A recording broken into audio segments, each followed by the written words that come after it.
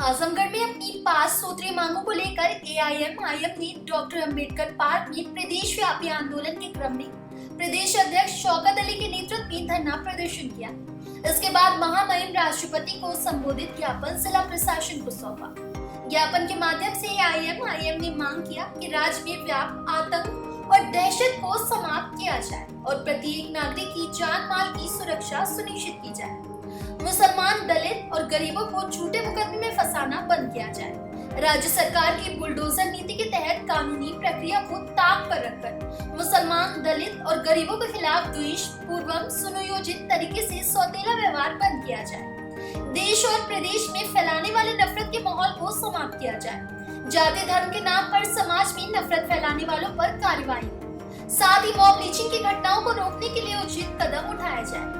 बताते चले कि इस दौरान मीडिया से बातचीत करते हुए प्रदेश अध्यक्ष शौकत अली ने कहा कि जब से नरेंद्र मोदी तीसरी बार प्रधानमंत्री बने तब से देश और प्रदेश में मॉब लिंचिंग की घटनाएं लगातार हो रही। आगे क्या कुछ कहा ये सुनते।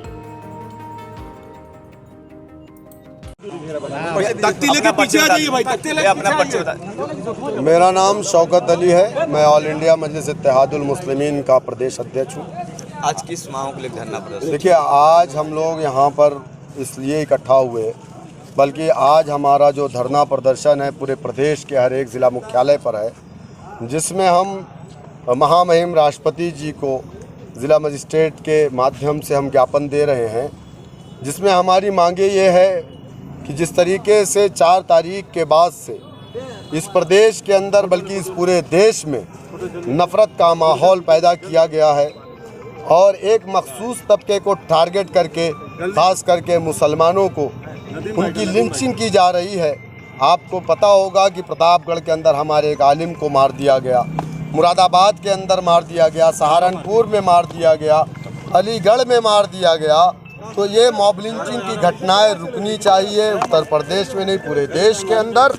दूसरी चीज़ ये है कि जिस तरीके से एक मामूली विवाद में अगर कोई आदमी, कोई बच्चा, घर का कोई नौजवान पकड़ा जाता है किसी भी मामले में, तो उसके घर को बुलडोज़र लगा करके अवैध तरीके से तोड़ दिया जाता है। मेरा सवाल ये है कि इस देश में कानून है, इस देश के अंदर संविधान है, इस देश के अंदर न्यायपालिका है, तो उन सब चीज़ों को ताक पर रख करके अगर पुलिस बल द्वारा बुलडोज़र लगा करके लोगों को घरों को तोड़ दिया जाएगा तो हमें इंसाफ कहाँ से मिलेगा? हमें कहाँ से इंसाफ मिलेगा? अगर सरकार ये तय करेगी, सरकार अगर ये लोकतंत्र है, 2500 पार्टियाँ इलेक्शन कमीशन ऑफ इंडिया में रजिस्टर्ड है, अगर आपकी सरकार बनती है तो 5 साल बाद दूसरे की बनेगी। इसका मतलब है कि तुम उसके घर को गिराओ, वो उसके घर को। तो इस तरीके से ये राजनीतिक रंजिश के कारण इस तरीके की घटनाएं जो हो रही। दूसरी चीज़ ये है कि इसमें ज़्यादातर घर जो तोड़े जाते हैं वो गरीबों को तोड़े जाते हैं, जो मजबूत है। भाई टेनी का घर तो नहीं तोड़ा गया ना लखीमपुर के अंदर, जिसने किसानों को रौंद दिया था।